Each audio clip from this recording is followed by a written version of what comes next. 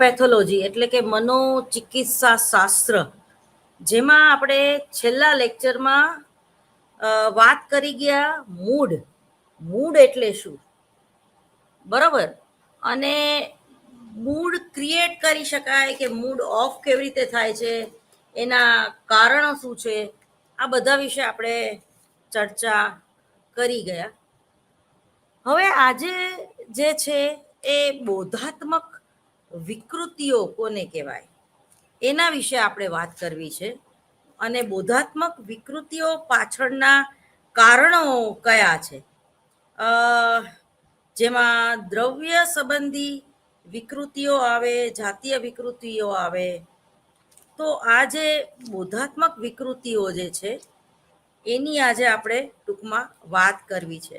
અને તમારા આ 111માં BPCC 111માં ભોજન સંબંધી વિકૃતિઓ એટલે શું, એટલે તમે કયો ખોરાક ખાઓ છો.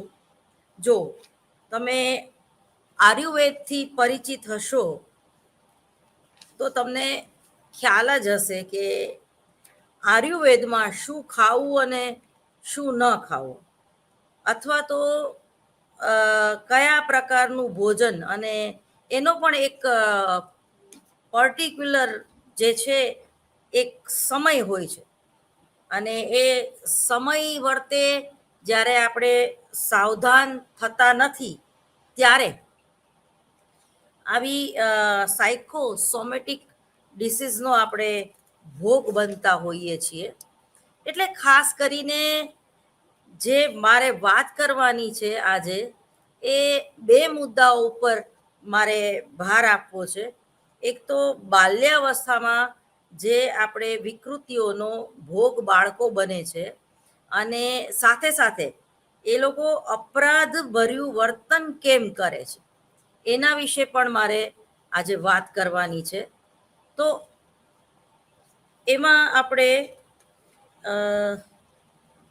બોધાત્મક વિકૃતિઓની વાત કરવા જઈએ તો એમાં મંદ બુદ્ધિના બાળકો પણ આવી જાય, અને જે હાઈપર છે એવા બાળકો વિશે પણ આજે આપણે વાત કરવાની છે.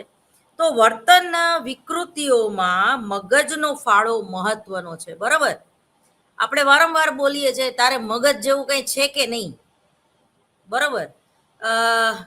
તો આ જે સાયકોસોમેટિક ડિસીઝમાં મગજનો ફાળો છે એ વિકૃતિઓ માટે એક મહત્વની બાબત છે. અને જ્યારે મગજમાં કોઈ પણ રીતે નુકસાન થાય છે કે તેની કાર્ય પદ્ધતિમાં અવરોધ ઊભો થાય છે, ત્યારે મનોશારીરિક વિકૃતિઓનો ઉદ્ભવ થાય છે. વ્યક્તિ જે સામાન્ય વર્તન કરે તે વર્તનમાં અચાનક પરિવર્તન આવી જાય તો, એટલે કે મગજ શિક્ષણ, વિચારણા, પ્રત્યક્ષીકરણ અને વિવિધ જે જટિલ ક્રિયાઓનું સંચાલન કરતું એક શરીરમાં રહેલું મહત્વનું ઘટક છે. માનવ વર્તનનો સમગ્ર આધાર એ મગજ છે. તમામ પ્રવૃત્તિઓમાં કેન્દ્રમાં મગજ રહેલું છે. મગજના કોઈ પણ ભાગને નુકસાન થાય કે મગજને કોઈ ચેપ લાગે કે મગજમાં ગાંઠ થાય તો મગજના કોષોને નુકસાન પહોંચે છે, અને વ્યક્તિમાં શારીરિક અને મનોશારીરિક વિકૃતિઓ ઉદ્ભવે છે. આવયવિક મનોવિકૃતિઓ એટલે શું, જેમાં વ્યક્તિમાં મનોશારીરિક વિકૃતિ ઉદ્ભવે. ઉત્પત્તિ એની જે છે એ મનોજન્ય નથી પરંતુ શરીરજન્ય છે. જો આવયવિક મનોવિકૃતિ શેના હિસાબે છે તો કે છે કે એ મનોજન્ય નથી પરંતુ શરીરજન્ય છે. એટલે કે માનસિક બીમારી માટે રોગોના વ્યક્તિત્વનો કોઈ આવેગાત્મક સંઘર્ષો કે પરિબળો જવાબદાર હોતા નથી, પરંતુ તેના માટે શારીરિક કારણો જવાબદાર હોય છે. જેમ કે કોઈ જે બાળક છે એ જન્મથી જ મેન્ટલી રિટાયર્ડ હોય, એટલે કે ઓછી બુદ્ધિ ધરાવતું હોય, કાં એનું નાનું મગજ કામ ન કરતું હોય, કાં મોટું મગજ કામ ન કરતું હોય, કાં જે કનેક્ટ કરોડરજ્જુની સાથે જે કનેક્ટ કરવાના ચેતાક્ષ જે હોય છે એ ડિસ્ટર્બ થઈ ગયા હોય, ત્યારે એ વ્યક્તિ જે છે એ અવાયવિક મનોવિકૃતિનો ભોગ બને છે. શરીર ઉપર તે પોતે બેલેન્સ રાખી શકતી નથી, અથવા તો એને જે મગજમાંથી ઓર્ડર મળે છે એ ઓર્ડર ગ્રહણ કરતા એને ખૂબ જ વાર લાગે છે, પરંતુ તેના માટે શારીરિક કારણો જવાબદાર હોય છે. મુખ્યત્વે આ બીમારીઓ રોગોના સમગ્ર ચેતાતંત્રની બીમારીનું પરિણામ છે. એટલે કે આવા રોગોનું ચેતાતંત્ર સામાન્ય રીતે જેવું કાર્યક્ષમ હોવું જોઈએ એવું જોવા મળતું નથી. તેમાં કોઈ શારીરિક ક્રિયાજન્ય ક્ષતિ રહેલી હોવાથી તે પૂરેપૂરું કામ કરી શકતું નથી. તેને લીધે રોગોનું વર્તન મનોવિકૃતિના વર્તન જેવું સ્વરૂપ ધારણ કરતું હોય છે. કેટલાક રોગો અને બીજી પરિસ્થિતિઓ કેન્દ્રીય ચેતાતંત્ર ઉપર અસર કરે છે. તેને લીધે વર્તન વિકૃતિઓ પેદા થાય છે. આ મનોવિકૃતિ જેવી હશે તેનો આધાર જે છે એ ચેતાતંત્રને કેવું અને કેટલા વિસ્તારમાં નુકસાન થયું છે, તે વ્યક્તિત્વ કેવું છે અને વ્યક્તિની સામાન્ય જીવન પરિસ્થિતિ કેવી છે તેના પર આધાર રાખે છે. વ્યક્તિના મગજને થોડી ઈજા થાય કે વધારે છતાં તેની અસરોમાં વ્યક્તિગત ભિન્નતા જોવા મળે છે. ઘણીવાર કેટલીક વ્યક્તિઓના મગજને ભારે નુકસાન થયું હોવા છતાં તેનામાં માનસિક પરિવર્તન ઓછું આવે છે. તેને ઓછી મનોવિકૃતિઓનો ભોગ બનવું પડે છે. જ્યારે કેટલીક વ્યક્તિઓના મગજને થોડું નુકસાન થાય છતાં વર્તનમાં પરિવર્તન વધારે આવે છે. હવે આનું કારણ શું? તો આપણા જે આ આજ્ઞા ચક્ર છે, બરોબર આ જે વચ્ચેનો ભાગ છે એની એક્ઝેક્ટ વચ્ચોવચ્ચ, એટલે આ તાળ અહીંયા વચ્ચે અને આ તાળું જે સ્વાધિષ્ઠાન ચક્ર છે એની વચ્ચે, એટલે આમ તમે 90 અંશનો એંગલ, એટલે અહીંયા તાળવાની એક્ઝેક્ટ નીચે અને કપાળ, આ જે કપાળ છે હાઇપોથેલેમસ કેન્દ્ર અહીંયા આવેલું છે, એટલે અહીંયા કપાળ ઉપર નહીં પણ કપાળની એક્ઝેક્ટ પાછળ એ હાઇપોથેલેમસ કેન્દ્રમાં અનેક નાના મોટા કેન્દ્રો રહેલા છે. ભયનું કેન્દ્ર, ચિંતાનું કેન્દ્ર, ક્રોધનું કેન્દ્ર, પ્રેમ અને વાત્સલ્યનું કેન્દ્ર, બરોબર, ઊંઘનું કેન્દ્ર, ખોરાક લેવાની જે પ્રેરણા થાય છે એનું કેન્દ્ર, પ્રતિષ્ઠા મેળવવાની જે ઝંખના થાય છે એનું કેન્દ્ર, આવી રીતે જુદા જુદા અનેક કેન્દ્રો જે છે એ આપણા બ્રેનમાં રહેલા છે, આપણા મગજમાં રહેલા છે. એટલે નાનું બાળક જન્મે તો પણ જોજો એ જે એનું મગજ જે છે ને એ કુદરતી રીતે બહુ જ સાચવશે. અને આપણે પણ એ નાના બાળકનું મગજ આપણે એકદમ અને તાજું જન્મેલું જે બાળક છે એ તમે જોશો તો જેટલો એનો શરીરનો ભાગ હોય છે એટલો જ એનો મગજનો ભાગ હોય છે. એટલે શરૂઆતમાં જે બાળક જન્મેલું હોય તાજું, તો એનું મોઢું, આપણને આ માથું મોટું લાગશે શરીરના પ્રમાણ કરતા, અથવા બંને સમકક્ષ હશે. શા માટે? સૌથી પહેલા જે વિકાસ થાય છે, બરોબર, એ આપણા મગજનો વિકાસ થાય છે. શરીરનો વિકાસ થાય એને વૃદ્ધિ કહેવાય, અને બુદ્ધિનો વિકાસ થાય એને બુદ્ધિ વધે, ટૂંકમાં એને આપણે વિકાસ સાથે, એટલે વૃદ્ધિ અને વિકાસ એટલે શું? બાળકોમાં વૃદ્ધિ અને વિકાસનો ક્રમ, આ બધું એક સંશોધનનો વિષય છે જે આપણે બાળ મનોવિજ્ઞાનમાં ભણી ગયા છીએ. તો અહીંયા જે અવાયવિક વિકૃતિઓની મારે જે વાત કરવી છે એ ઘણીવાર જન્મગત અથવા તો કોઈ ડોક્ટરની ભૂલથી નિપજેલી વિકૃતિઓ હોય છે. જ્યારે બાળકને ફોર્સેપથી લેવામાં આવતું હોય છે, એટલે એક જાતના જે ચીપિયા છે એ ફોર્સેપ કરીને નોર્મલ ડિલિવરીમાં એને અહીંયા બ્રેનથી ખેંચવામાં આવે છે બાળકને. હવે આ જે ખેંચવામાં આવે છે એમાં જો તમારા હાઇપોથેલેમસ કેન્દ્રને નુકસાન થાય કે તમારા અહીંયા જે નાનું મગજ આવેલું છે આ બાજુ, બરોબર, ડાબી બાજુ, બરોબર, ઓલો નાના પાટેકરનો ડાયલોગ છે કે યહાં મત મારના, યહાં મારા મેરા છોટા મગજ આયા હુઆ હે, મીન્સ અહીંયા આપણું નાનું મગજ હોય છે ડાબી સાઈડ. તો જ્યારે એને ફોર્સિપથી કોઈ બાળકને લેવામાં આવે અને જે એ કુમળું જે એક જેને કહે ને એક લોટના પેલા જેવું છે એનો આકાર અને પોચું હોય છે. તમે એ બાળક શ્વાસ લેતો હશે તો એનું જે તાળું છે એ આમાં થશે, તમે જોઈ શકશો. તો એવા કૂણા અને નાજુક બાળકને જ્યારે ફોર્સેપથી એ બહાર નોર્મલ ડિલિવરી પરાણે કરાવવામાં આવે છે ત્યારે ઘણીવાર બાળક આવા જન્મગત વિકૃતિ નહીં પણ ડોક્ટરની ભૂલના હિસાબે એના જે મગજના જે અમુક પાર્ટ્સ છે, અમુક જે અંદર હાઇપોથેલેમસ કેન્દ્રમાં રહેલા અનેક નાના મોટા બીજા જે અનેક કેન્દ્રો છે એમાંનું કોઈ એક કેન્દ્ર જ્યારે ડિસ્ટર્બ થાય છે ત્યારે પણ વ્યક્તિ આવી શારીરિક વિકૃતિઓનો ભોગ બને છે. ઘણીવાર જન્મથી જ એ વ્યક્તિ મંદ બુદ્ધિની હોય છે, જે જનીન તત્વોની ખામીના હિસાબે થાય છે.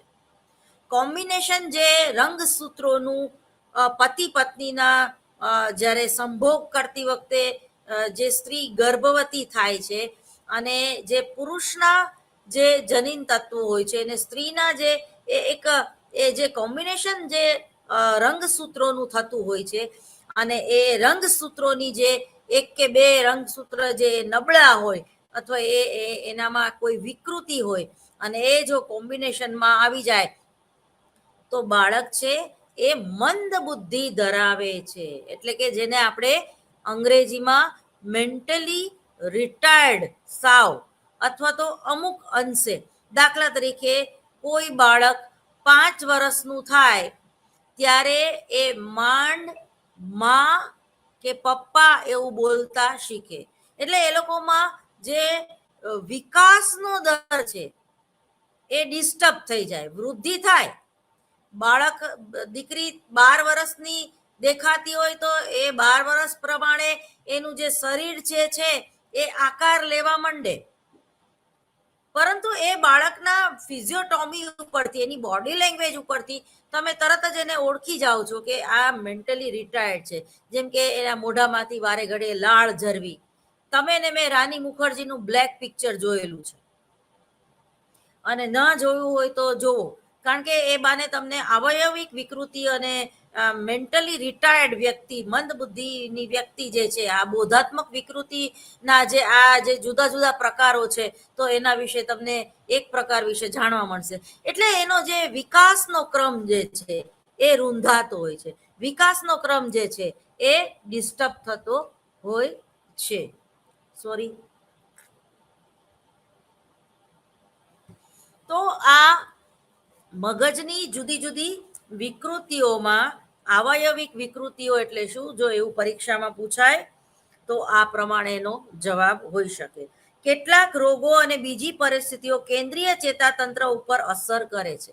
કેન્દ્રીય ચેતાતંત્ર એટલે મગજના કેન્દ્રમાં આવેલા, એટલે કે હાઇપોથેલેમસ કેન્દ્રમાં જે જુદા જુદા તંત્ર આવેલા છે એ, બરાબર. તો એ જે એને કેન્દ્રીય ચેતાતંત્ર ઉપર જે અસર કરે છે તેને લીધે વર્તન વિકૃતિઓ પેદા થાય છે. આ મનોવિકૃતિ કેવી હશે તેનો આધાર ચેતાતંત્રને કેવું અને કેટલા વિસ્તારમાં નુકસાન થયું છે, વ્યક્તિત્વ કેવું છે અને વ્યક્તિની સામાન્ય જીવન પરિસ્થિતિ કેવી છે તેના પર આધાર રાખે છે. દાખલા તરીકે કોઈનો એક્સિડન્ટ થયો હોય કે કોઈના ઉપર જોશથી પંખો પડ્યો હોય કે ધરતીકંપ આવ્યો હોય ને દિવાલ પડી હોય માથા ઉપર અને માથાનું જે અંદરનું જે તંત્ર જે છે આખું ખોરવાઈ જાય તો વ્યક્તિ આંધળી પણ થઈ શકે છે. વ્યક્તિ ભાષા ઉપરનો કંટ્રોલ ગુમાવે છે. એટલે ઇવન જેને બ્રેન સ્ટ્રોક આવે છે એને પેરાલિસિસ તરત જ થઈ જાય છે. તમે જુઓ તો એ બ્રેન સ્ટ્રોક આવે છે ત્યારે એ પોતાના શરીર ઉપરનો કંટ્રોલ પણ ગુમાવે છે. એને નેપી બાંધીને તમારે રાખવા પડે છે. એ ગમે ત્યારે છી અને પીપી કરી જાય, 50 વર્ષના હોય તો પણ.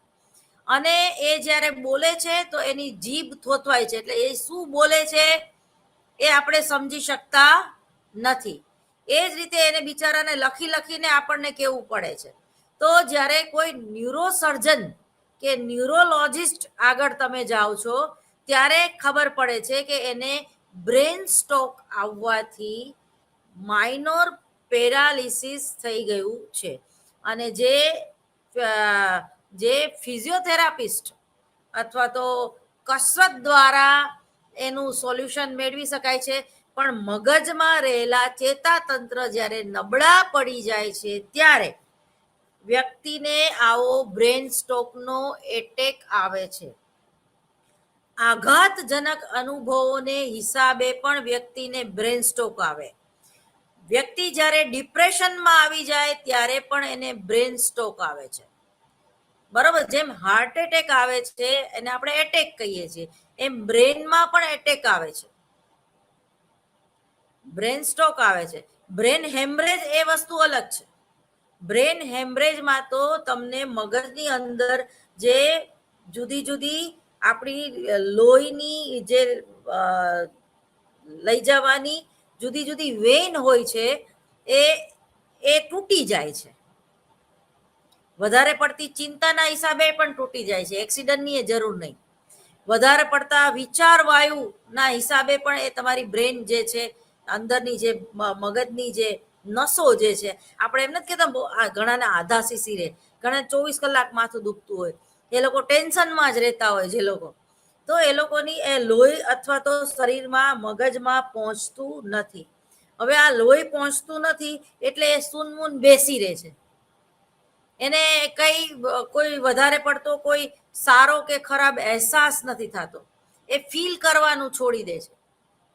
એ જેને કહેવાય કે ઘણા લોકો એક્સિડન્ટ થયો હોય અને કોમામાં જતા રહે, મગજને નુકસાન થયું હોય અને એ કોમામાં જતા રહે.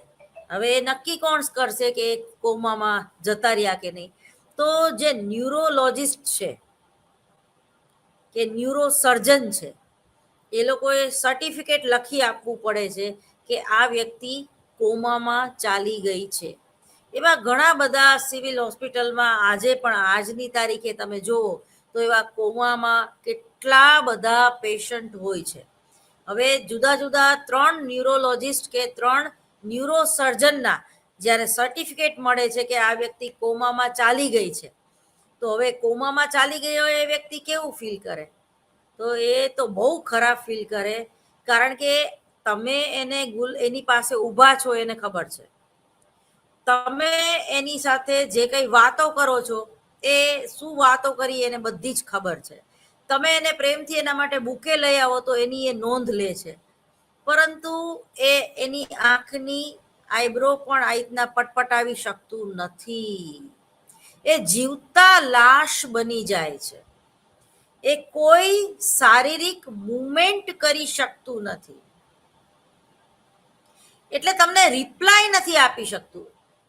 ક્રિયા પ્રતિક્રિયા, એક્શન રિએક્શન, એ તમે શું બોલો છો એને બધી જ ખબર છે.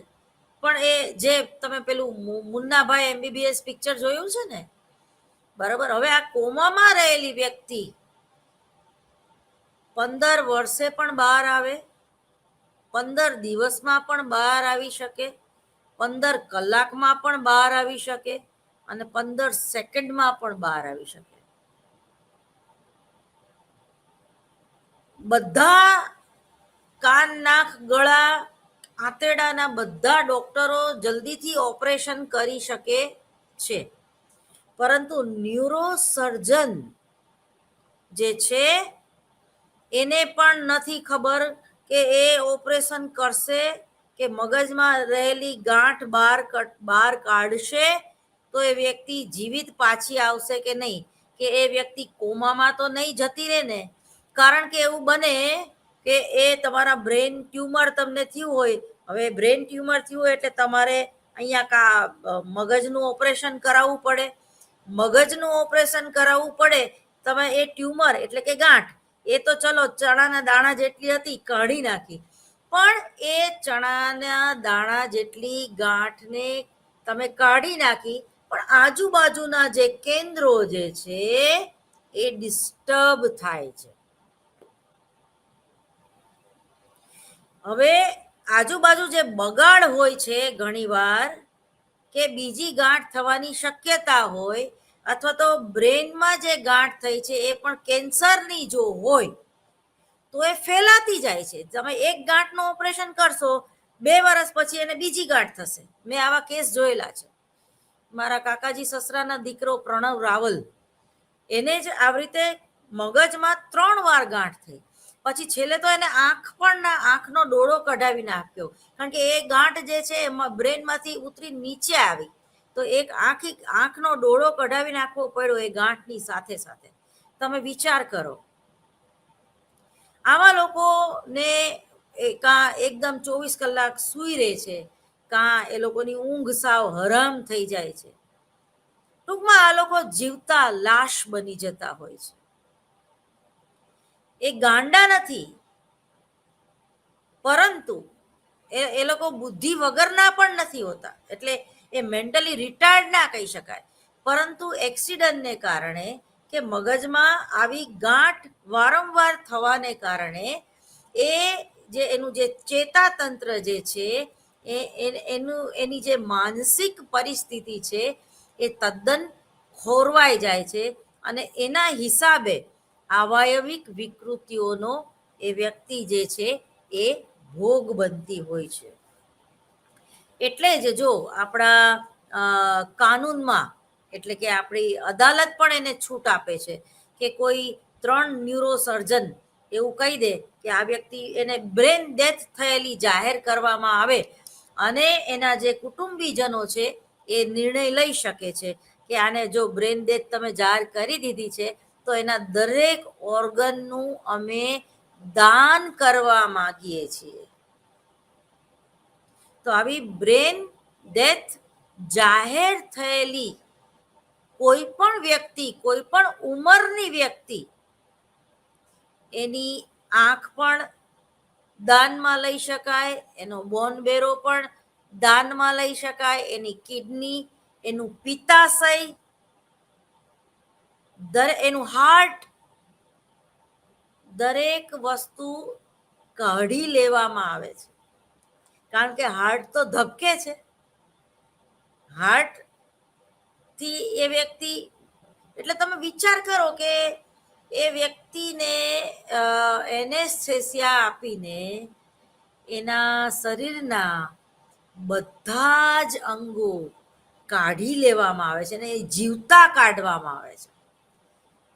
મૃત્યુ બાદ ખાલી તમારી આંખમાં જ ચેતના હોય છે. એટલે તમે મૃત્યુ બાદ તમારી આંખ જે છે, બરોબર, એ તમે ડોનેટ કરી શકો છો, પણ બીજા બધા ઓર્ગન્સ આપણા શરીરના એવા છે કે મૃત્યુ બાદ એ કઈ કામના નથી. એ પણ ડેથ થઈ ગયા, તમારી હારોહાર એ પણ મરી ગયા. પરંતુ આવી ખાલી બ્રેન ડેથ જાહેર થયેલી જે વ્યક્તિ છે, એના બધા ઓર્ગન જે છે એ એનું ફંક્શન એ ચાલુ હોય છે કામ કરવાનું. એ લોકોને ખોરાક પણ આપવામાં આવે છે આવા બ્રેન ડેથ જાહેર થયેલા લોકોને, કારણ કે શરીરનું દરેક ફંક્શન તો કામ કરતું જ હોય છે. તો એની કેવી દયનીય પરિસ્થિતિમાં એને જીવાડવી, અને પાછો એ કઈ ગાંડી નથી, એને અહેસાસ હોય છે કે મારી સાથે શું થઈ રહ્યું છે. કોઈ વ્યક્તિ મને મિસ કરે છે કે નહીં, કોઈ વ્યક્તિ મને મળવાય નથી આવતું, મને અહીંયા બધા મને ભૂલી ગયા. બસેરા પિક્ચરમાં એવું છે. તો કહેવાનો મતલબ એમ છે કે એવી વ્યક્તિના દરેક ઓર્ગન જે છે એ જો એના સગાવાલા ઈચ્છે તો, અને 3 ન્યુરોલોજિસ્ટના સર્ટિફિકેટ મળે એવા કે આ વ્યક્તિના ઓર્ગન દાન કરવામાં કંઈ વાંધો નથી, કારણ કે આ વ્યક્તિને અમે બ્રેન ડેથ જાહેર કરીએ છીએ, જેનું મગજ મરી ગયું છે. મગજ મરી જાય પછી જીવીને શું મતલબ છે? તો તમે તમારું હાર્ટ પણ દાન કરી શકો છો, કારણ કે હાર્ટ જે છે એ ધબકતું હોય છે એ વ્યક્તિનું. તો એક બાજુ એ રીતે સુવાડવામાં આવે છે કે જેને હાર્ટ લેવાનું છે એ વ્યક્તિ એક ઓપરેશન થિયેટરના એક ટેબલ ઉપર સૂતી હોય છે, અને જે આ બ્રેન ડેથ જાહેર થયેલી વ્યક્તિ હોય છે, સીધું એનું જે હાર્ટ છે એ તરત જ કાઢીને આ બાજુ તૈયાર હોય છે. બે ટીમ તૈયાર હોય છે ડોક્ટરોની, એનામાં એ નાખી દેવામાં આવે છે, ફિટ કરવામાં આવે છે. બરાબર. એ જ રીતે કિડની, એ જ રીતે આ બોન બેરો નહીં કોઈને જરૂર હોય, પિત્તાશયની કોઈને જરૂર હોય, ગમે તે પેલાની જરૂર હોય, તો હા એ મેચ થવું જોઈએ. એ પણ એક ડૉક્ટરનો વિષય છે, એમાં હું વધારે ચર્ચા નહીં કરી શકું, એમાં મારું નોલેજ નથી. તો વ્યક્તિના મગજને થોડી ઈજા થાય કે વધારે, છતાં તેની અસરોમાં વ્યક્તિગત ભિન્નતા જોવામાં આવે છે. ઘણીવાર કેટલીક વ્યક્તિઓના મગજને ભારે નુકસાન થયેલું હોવા છતાં તેનામાં માનસિક પરિવર્તન ઓછું આવે છે. તેને ઓછી મનોવિકૃતિઓનો ભોગ બનવું પડે છે. જ્યારે કેટલીક વ્યક્તિઓના મગજને થોડું નુકસાન થાય છતાં વર્તનમાં પરિવર્તન આવી જતું હોય છે. દાખલા તરીકે ગુઝારીસ પિક્ચર તમે અને મેં જોયું છે, તો એમાં એની કરોડરજ્જુ જે છે એ ડિસ્ટર્બ થાય છે. એટલે આપણી જે કરોડરજ્જુ છે એ આપણા મેસેજ રિસીવ કરવાનું કામ કરે છે. જો આપણી કરોડરજ્જુ તૂટી જાય, કે આ અહીંયા જે છેલ્લો મણકો આવેલો છે એ અને છેક નીચે આપણા નિતંબ એના ભાગ સુધી જે જુદા જુદા જે કરોડરજ્જુના મણકા છે એ તૂટી જાય તો પણ આપણે માનસિક વિકૃતિઓનો પણ ભોગ બનીએ છીએ. એ જે મેસેજ છે એ રિસીવ જ નથી થતા. એ વ્યક્તિ સીધી ઊભી તો ન રહી શકે, સીધી બેસીએ ન, એ પણ જીવતી લાશ જ છે. ગુઝારીસ પિક્ચર એનું ઉદાહરણ છે.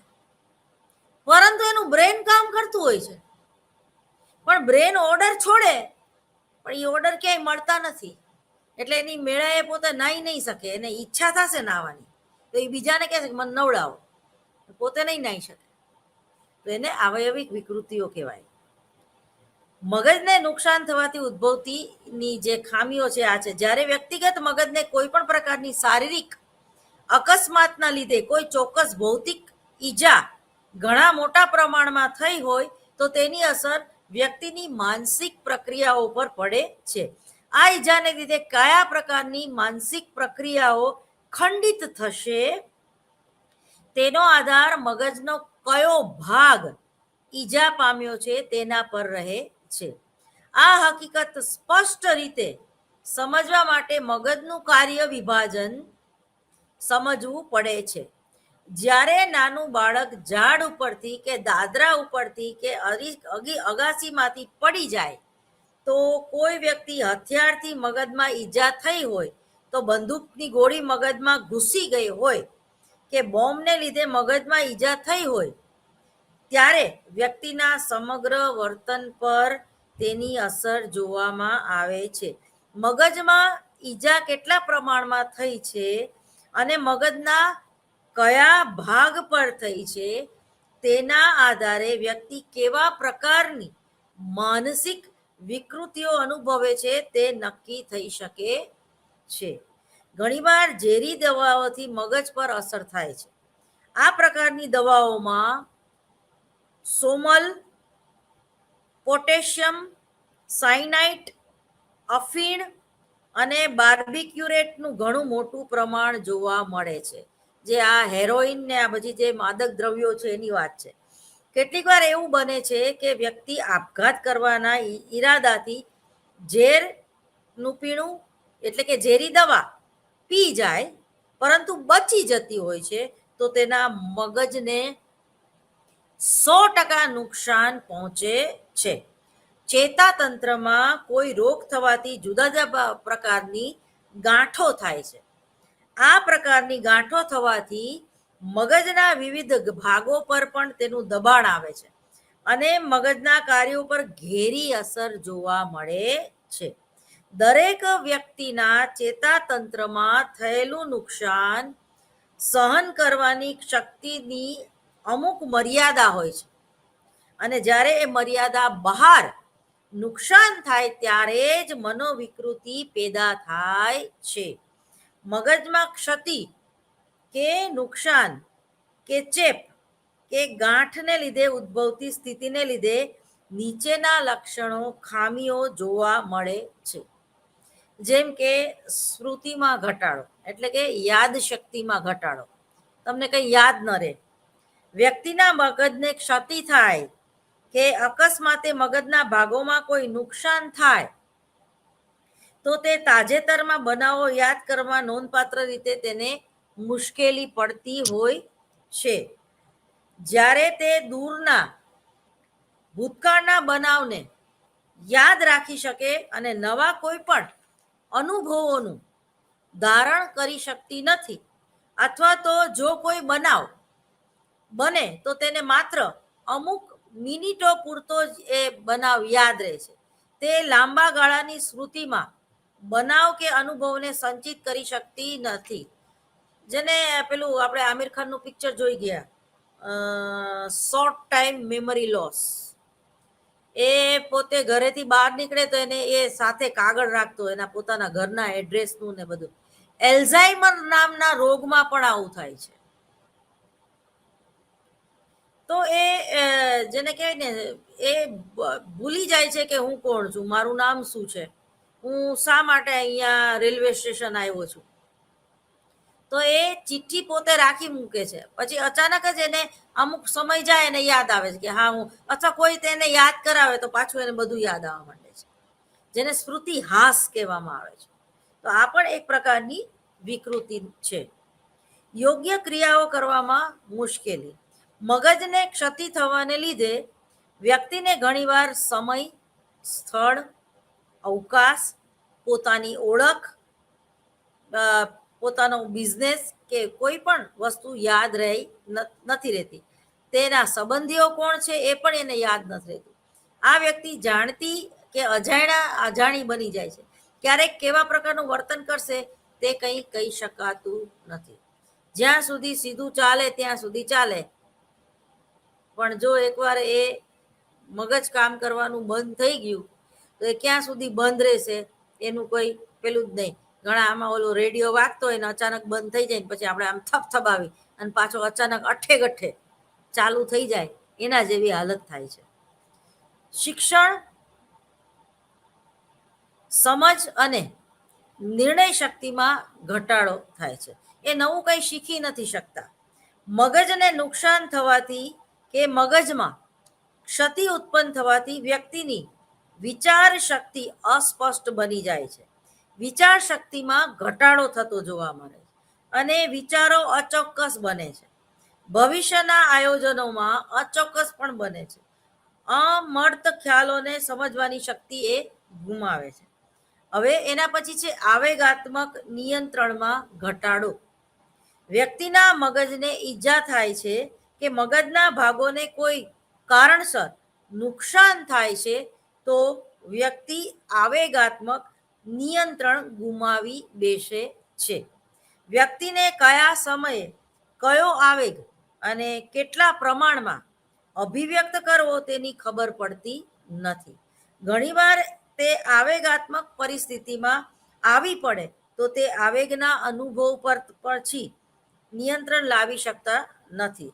હાસ્ય, રડવાનું, ગુસ્સો કે બીજા તીવ્ર આવેગોને અનુભવ જે છે એ લાંબા ગાળા સુધી વ્યક્ત કરી શકતી નથી, અથવા તો એ કરે જ રાખે છે. એક ને એક વાત તમને 5 વાર કે, બરાબર. ઓલું અમિતાભ બચ્ચનનું તમે પિક્ચર જોયું ને, એમાં અમિતાભ બચ્ચન દારૂ પી ગયો હતો અને કચ્ચા પાપડ પક્કા પાપડ, કચ્ચા પાપડ પક્કા પાપડ. પણ આ એ વિકૃતિ નહોતી, એ દારૂના હિસાબે. પરંતુ આવી વ્યક્તિ એની જે સારી સુખમય અવસ્થા છે એને વાગોળે રાખે, અથવા તો આઘાતજનક અનુભવ લાગ્યો હોય તો દુઃખની જે બાબત ભૂતકાળમાં 20 વર્ષ પહેલાની વાતો યાદ કરીને ભેંકણો તાળે અને એ બંધ જ ન થાય, તો એને આવેગાત્મક એ નિયંત્રણ ગુમાવે છે. એને વાતે વાતે રડવું આવી જાય, આંખમાં આંસુ આવી જાય. બરોબર. એ આ બધાની પાછળ એક બીક અને ભય જવાબદાર હોય છે.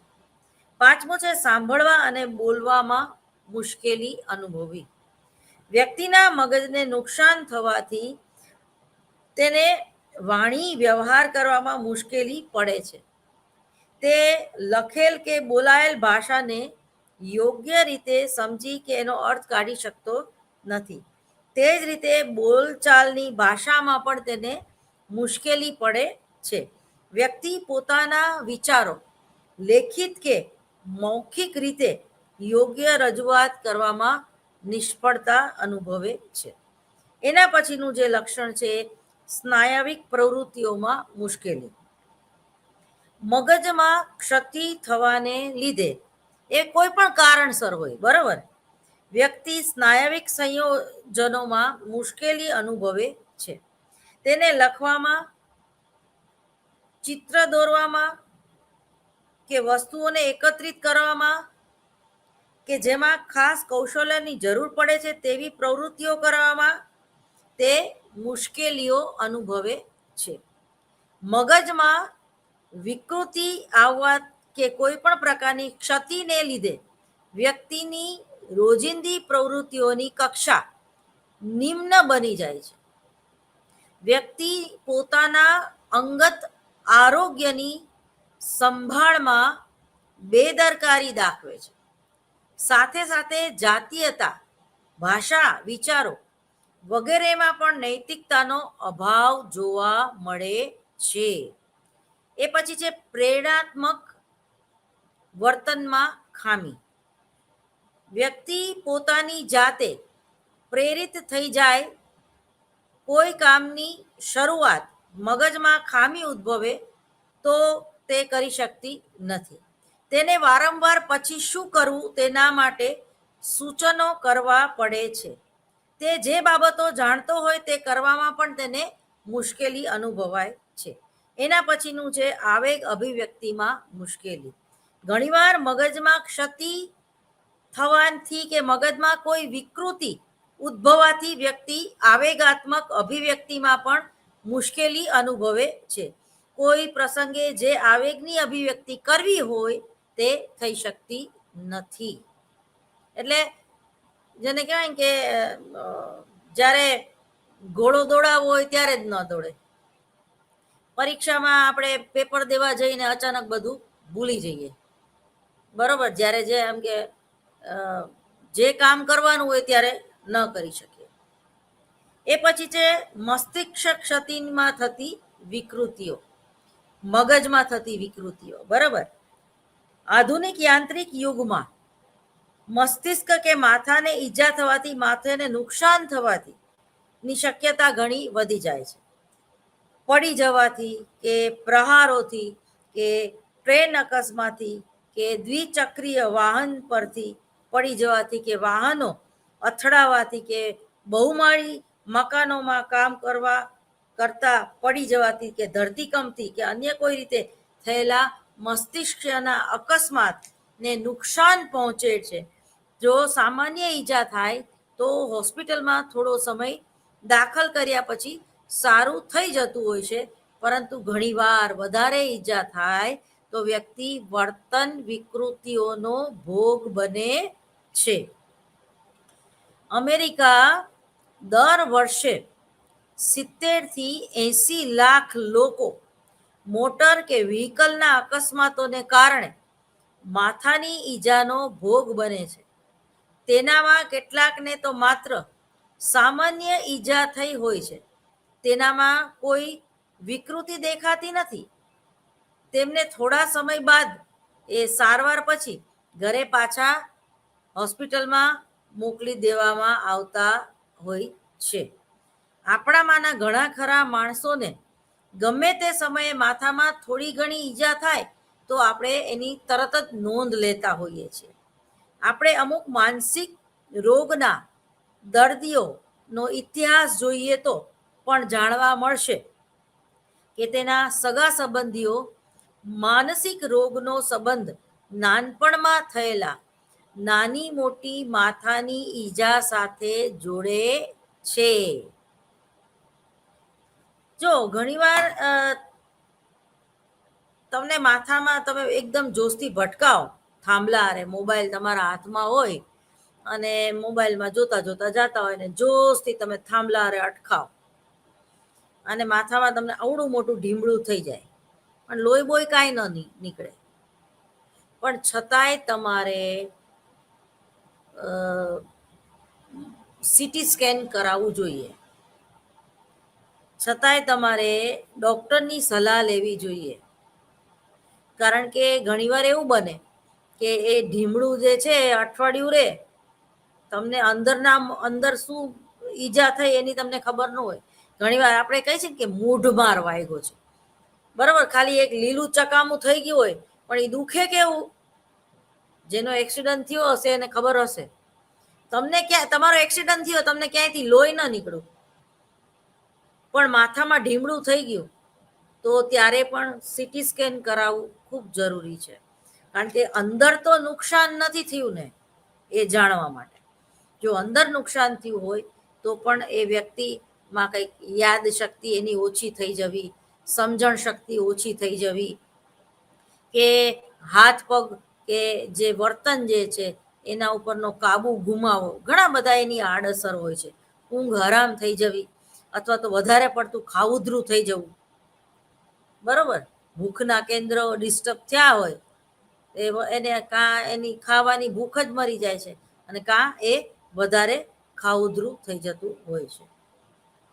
હવે મસ્તિષ્ક ઈજાને કારણે ઉદ્ભવતી વિકૃતિઓના જે લક્ષણો છે આ પ્રમાણે છે. ચિકિત્સકો મસ્તિષ્ક ઈજાના મુખ્ય 3 પ્રકારો આપણને દર્શાવે છે. એમાં પેલું છે સામાન્ય ઈજા, જેમાં ખોપરી સલામત રહે છે, બરાબર, ક્યાંયથી લોહી નથી નીકળ્યું, ખાલી માથું ફૂટી ગયું ને 3 ટાંકા લઈ લીધા. બીજું છે ગંભીર ઈજા, જેમાં માથાની ખોપરીમાં રહેલ મગજમાં કોઈ પદાર્થ જેમ કે ગોળી કે તીક્ષ્ણ પદાર્થ ઘૂસી ગયો હોય. તમે જો ઘણીવાર હું લગભગ આ એક 25 વર્ષ પહેલાની હું તમને મને યાદ આવે છે એ વાત કરું છું કે આગળ ખટારો જાતો તો તીક્ષ્ણ હથિયાર, એટલે કે ઓલા જે સળિયા હોય ને મકાન બાંધકામમાં જે પતલા અને લાંબા, અને પાછળ મારુતિ વેન આવતી હતી, મારુતિ વેન અંદર ઘૂસી ગઈ તો એ જે વ્યક્તિ છે એના માથામાંથી સળિયા પાસ થઈ ગયા. વિચાર કરો તમે. હવે એને એ સળિયા બહાર કઢાવ્યા પણ મગજનામાં જે હાઇપોથેલેમસ કેન્દ્રને જે નુકસાન થયું એ કેટલું ભયંકર થયું. એ વ્યક્તિ માનસિક વિકૃતિનો ભોગ બની ગઈ, બરોબર. અને એ જે અમુક જે ખામી છે એ કાયમી ખામી એનામાં રહી. તો આવી ગંભીર ઈજા થવાથી પણ વ્યક્તિ વિકૃતિઓનો ભોગ બને છે. ત્રીજું છે ખોપરી ફાટી જવી, જેમાં ઘણીવાર મગજને ઈજા થાય પણ અને ન પણ થાય. આખરી ખોપરી ફાટી જાય ને તોય મગજને ઈજા ન થાય એવું બને. એ જે આખું જે માંસનો લોચો, એટલે જે અંદર જે તમારું જેને કહેવાય ને કે એ મગજની અંદર આખરી ખોપરી ફાટી ગઈ, બરોબર. હવે તમે એ ખોપરીને ડોક્ટર સાંધી દે છે, અંદર જે કંઈ બધા પદાર્થો હતા એ બધા પાછા હતા એમને ગોઠવી દે છે, પણ ન્યુરો સર્જનને પણ ખબર નથી કે આ જે કેન્દ્રો છે એ આડાઅવડા ગોઠવાઈ જાય તો. એવો એક કિસ્સો હતો મને યાદ આવે છે, અમારા કેસ સ્ટડીમાં ભણવામાં પણ આવતો હતો. એક વ્યક્તિને ઊંધું દેખાવા માંડ્યું, એની ખોપરી ફાટી ગઈ હતી, પછી એ બચી ગઈ, એના ટાંકા મગજના લઈ લીધા, પરંતુ એને આખી જિંદગી અંદરના જે આંખને એ આંખ માટે જે અંદરના જે સ્નાયુઓ હોય એ ઊંધા ફિટ થઈ ગયા. તો એ વ્યક્તિને ઊંધું દેખાવા માંડ્યું. એને કોઈ વ્યક્તિને જોવે તો એના પગ એને ઉપર દેખાય, માથું નીચે દેખાય. ઊંધી આંખ ફિટ થઈ ગઈ ટૂંકમાં. અંદરના જે સ્નાયુઓ એ ઊંધા, એટલે એ રીતે કામ કરવા માંડ્યા. તો આવું બધું બનતું હોય છે. આ ખાલી કલ્પના નથી, આ કેસ સ્ટડી છે. હવે આપણું માથું ઘણું જ સુરક્ષિત અંગ છે, છતાં માથા પર પ્રહાર થવાથી કેટલીક વખત ખોપરી ફાટી જાય છે અને તેને લીધે હાડકાના ભાગો મસ્તિષ્ક તંતુઓ ઉપર દબાણ કરતા હોય છે. કેટલીક વખત ખોપરી ફાટ્યા વિના પણ પ્રવાહના જોરથી અંદરના ભાગમાં સૂક્ષ્મ રુધિર કોષો ફાટી જાય છે, જેને આપણે બ્રેન હેમરેજ કહીએ છીએ. અને મસ્તિષ્કમાં રુધિર એટલે કે લોહી પ્રસરી જતું હોય છે. મસ્તિષ્ક ક્ષતિના અનેક પ્રકારોની પ્રવાહાત્મક તેમજ બીજી મસ્તિષ્ક ક્રિયાઓમાં વિકારો પેદા થતા જાય છે અને થોડા વખત માટે માણસ બેભાન બની જાય છે. વર્તનમાં સહેજ અસ્તવ્યસ્તતા આવી જાય છે અને ચીડિયાપણું વગેરે ભાવાત્મક પરિવર્તનો થવા લાગે છે. એ અવસ્થા મસ્તિષ્ક કંપથી ઓળખાય છે. આ અવસ્થામાં તીવ્ર મનોવૈજ્ઞાનિક લક્ષણો ભાગ્યે જ પેદા થાય છે. દર્દી થોડા કલાકોમાં કે દિવસોમાં સારો થઈ જતો હોય છે. ફૂટબોલની રમતમાં આવું ઘણીવાર બનતું હોય છે.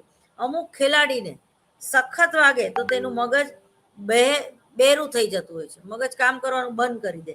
ઘણીવાર તે બેભાન પણ થઈ જતો હોય છે અને કલાક પછી તે સારો પણ થઈ જતો હોય છે.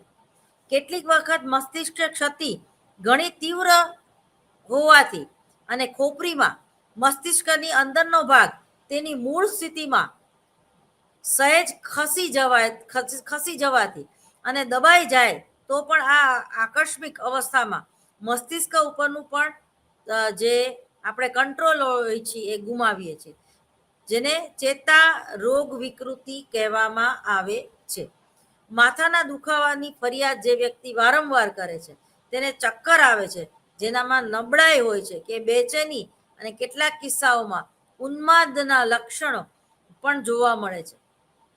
આ અવસ્થા સેરેબલ કોન્સ્યુસ તરીકે ઓળખાવી શકાય છે, જેમાં રોગી થોડા દિવસો કે અઠવાડિયાઓ પછી એની મેળાએ જ સારો થઈ જતો હોય છે, પણ તેનામાં ચીડિયાપણું જેવા લક્ષણો કાયમ ઘર કરી બેસે છે.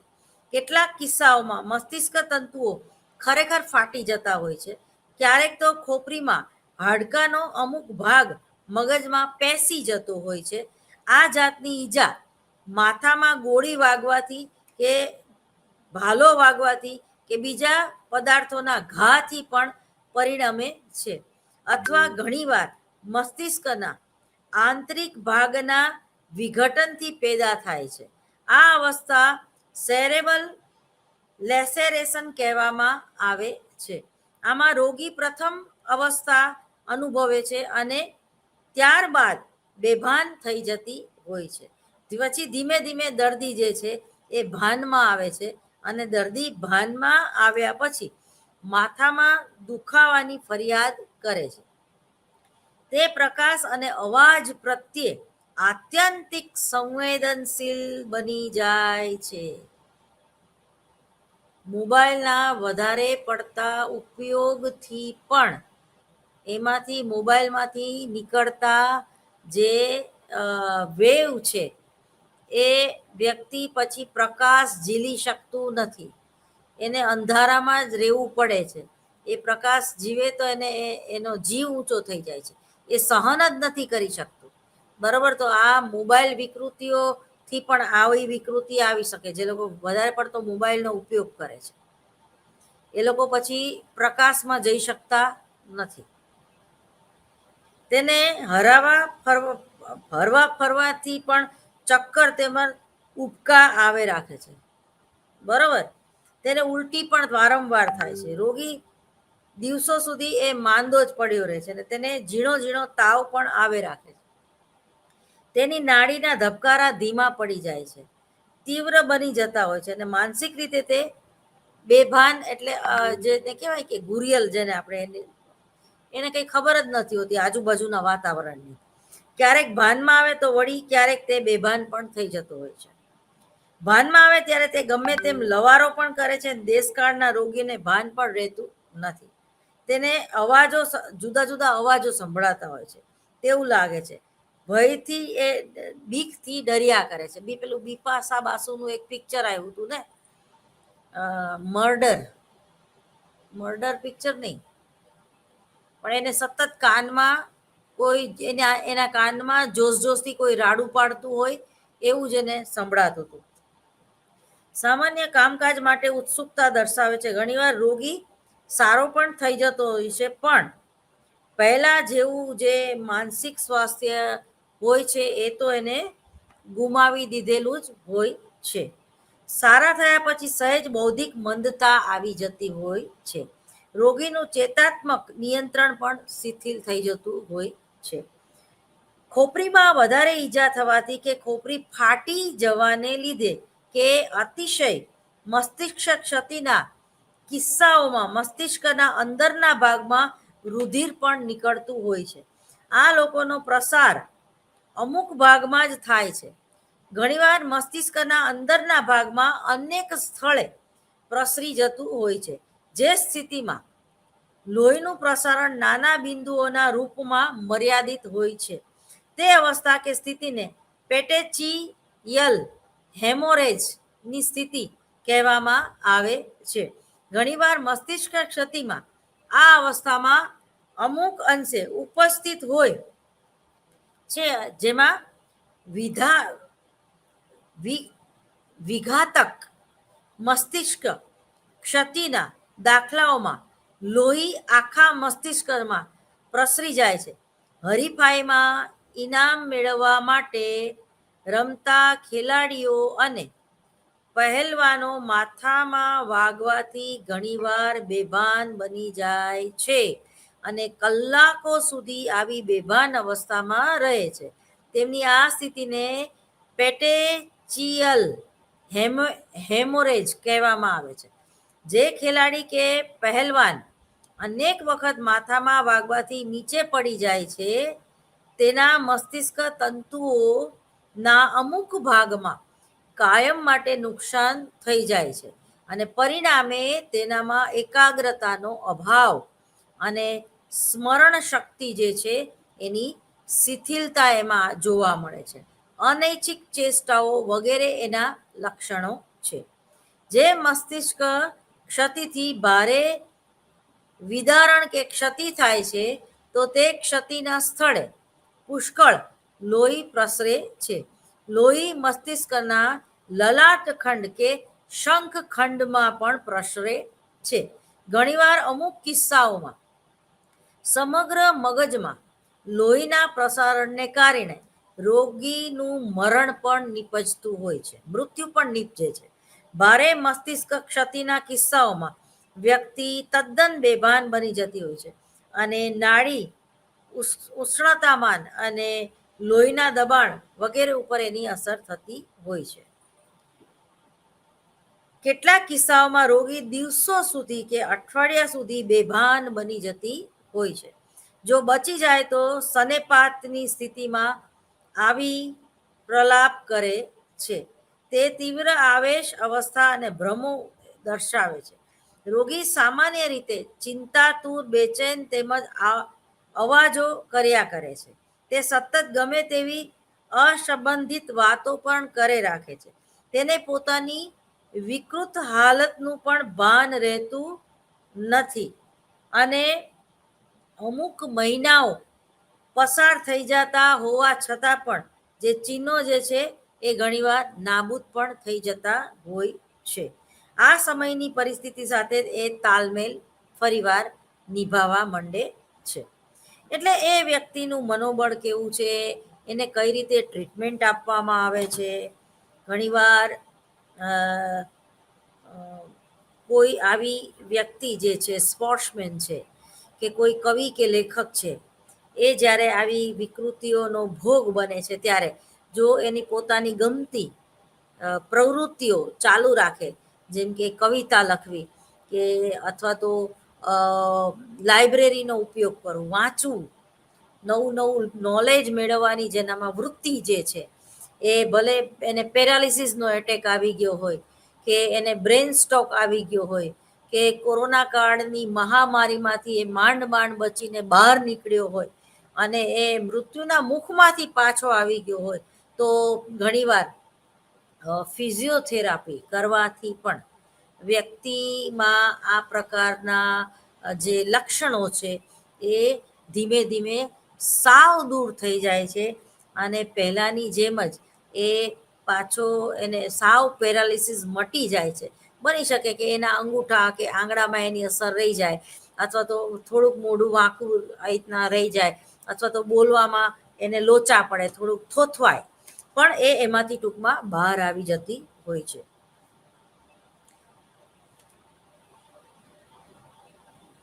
જો કેટલાક રોગીઓમાં ભારે મસ્તિષ્ક ક્ષતિ પછી પણ ઘણીવાર પ્રગતિ દર્શાવતા હોય છે, મેં તમને કીધું એ પ્રમાણે, છતાં કેટલાક રોગીઓમાં અનેક પ્રકારની વ્યક્તિત્વ વિકૃતિઓ જોવા મળે છે. આ પ્રકારના રોગીઓમાં આત્મસંયમ અને નૈતિક નિયંત્રણનો અભાવ, વધારે પ્રમાણમાં ઉશ્કેરાટ અને મૌલિકતાનો અભાવ જોવા મળે છે. કેટલાક કિસ્સાઓમાં મસ્તિષ્ક ક્ષતિ પછી રોગીને દેશ અને કાળનું ભાન રહેતું નથી. તે તાજા બનાવો યાદ કરી શકતો નથી. એ વારંવાર એને ચા પીવાની ઈચ્છા થાય, વારંવાર જમવાની ઈચ્છા થાય, તો પછી ઘરમાં રહેલા સભ્યો એને કેવું પડે છે કે દાદા તમે જમી લીધું છે, દાદા તમે નાસ્તો કરી લીધો છે, તમે ચા પી લીધી. એ 3 વાગે ચા પી લીધી હોય પાછી 4 વાગે ચા માગે, પાછું 6 વાગે માગે. એને એમ જ થાય, એને પોતાનું પેટ ભરેલું છે કે ચા પી લીધી છે એનો અહેસાસ થતો નથી. આપણે એને કહીએ તો એ માની જાય છે, બરોબર, પણ તમારી સાથે એને કેવા સંબંધો છે, એટલે આવી વ્યક્તિઓને નાના બાળકની જેમ જો તમે ટ્રીટ કરો તો બહુ વાંધો આવતો નથી, પરંતુ તમે એની હારે હાંકુટા મારીને વાત કરો, એ તમારા ઉપર બોજરૂપ છે એવા શબ્દો તમે બોલો, આના કરતાં તો આ મરી જાય તો સારું, એવું જ્યારે તમે ફિલિંગ, એની ઓરા ડિસ્ટર્બ, તમારી પણ ઓરા તમે ડિસ્ટર્બ કરો છો, એની પણ ઓરા તમે ડિસ્ટર્બ કરો છો. એક સારી ફિલિંગ, પોઝિટિવ થિંકિંગથી તમે આ વ્યક્તિને આ ભયંકર બીમારીમાંથી બહાર લાવી શકો છો. હિલિંગ મેથડથી પણ, રેકીથી પણ આવી વ્યક્તિઓને તમે બહાર લાવી શકો છો. એ પછી છે અલ્ઝીહિમિયાનો રોગ, એટલે કે એલ્ઝાઇમર. મેં તમને કીધું હતું ને, એલ્ઝીહિમિયાનો જે રોગ છે એમાં શું થાય છે, તો એ આપણે આના પછીના લેક્ચરમાં સ્ટાર્ટ કરીશું, કારણ કે હવે 1 જ મિનિટની વાર છે. 1 મિનિટ પછી આ જે લેક્ચર જે છે એ પૂરું થશે.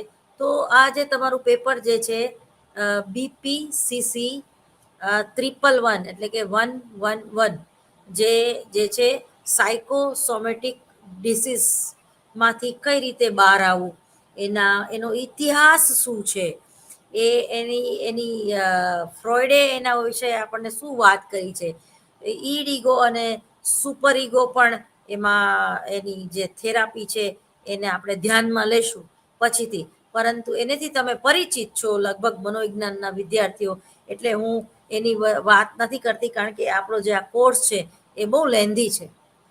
ફરી મળીશું. નમસ્કાર.